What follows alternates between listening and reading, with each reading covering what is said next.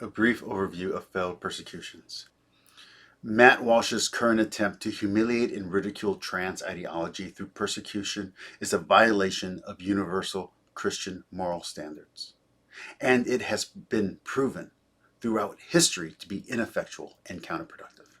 It is tyrannical madness to actively try to repress and eradicate a way of thinking. One cannot repress the thoughts of another. Matt Walsh's scorn and mock approach to inoculate conservatives against trans ideology is flawed. He mistakenly thinks that he can persecute the issue away. The mere fact that he is a Christian should tell him otherwise. Christianity was and is a persecuted religion, and yet it is thriving. In fact, there are strong arguments to be made that it is when Christianity is being persecuted that it is at its strongest, with willing martyrs to witness to its truth. Nero and Domitian never failed so hard at the repression of Christianity as when they actively persecuted the faith.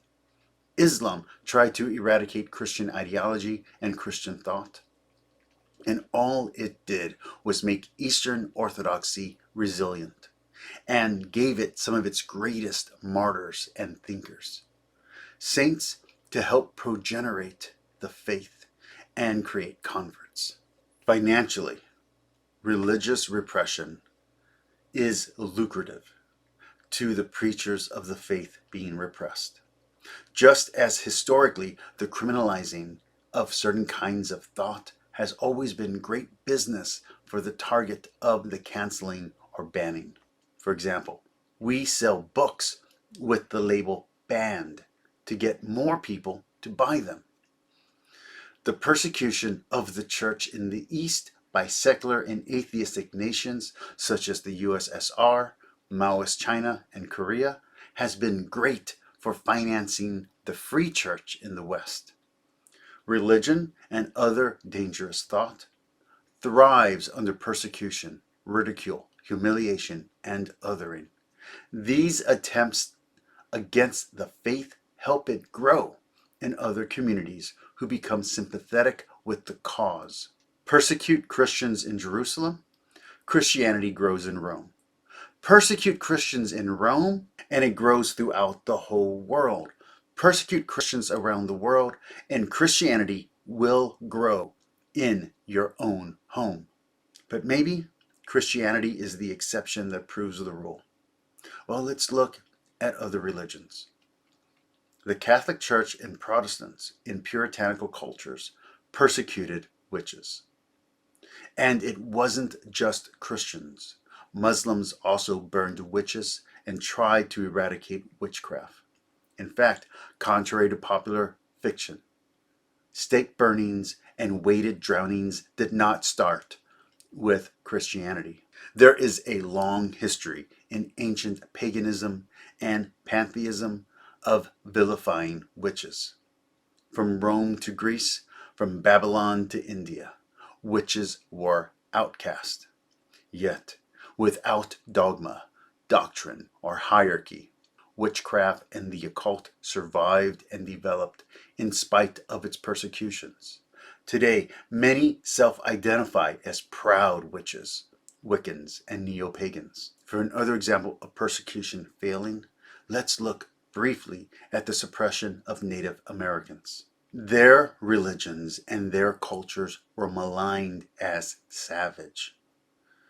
Governments denied these people their human rights and human dignity, and even stripped them of their land and right to self-determination. Yet, the government-sanctioned persecutions of Native identities not only failed to eradicate these cultures and ways of thought, but it is now seen as one of the greatest evils, one of the worst atrocities ever committed against humanity. This intense and cruel persecution was so counterproductive, it has cultivated an ever-growing resentment inside of Western universities among the very descendants of those whom committed the persecution in the first place. But there are many other examples of persecutions not only failing to achieve their goals, but backfiring on those who would wield such cruel hate.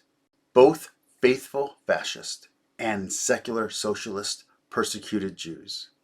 Yet Judaism still thrives, especially well in the nations that persecuted it the most.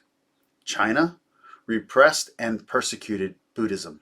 Now Buddhism is the majority religion of that nation.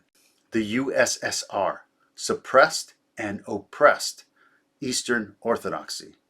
Now Putin's Russia is Orthodox. The greater an ideology's suppression and repression, the greater its popularity will grow with the rebel, the outcast, the dissident, and the youth who hates the establishment.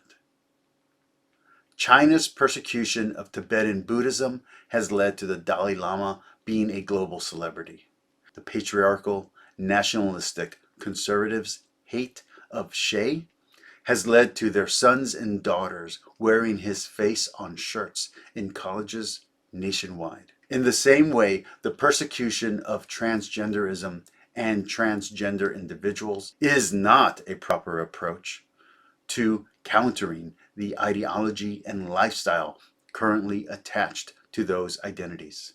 Not just because it is unchristian, which it is, and such persecution is a sign of moral weakness and ethical corruption, which it is, but because when applied in real history, it does not work. Looking at the long-term big picture, Matt Walsh is doing nothing more than damaging Christian credibility among individuals for future generations to come.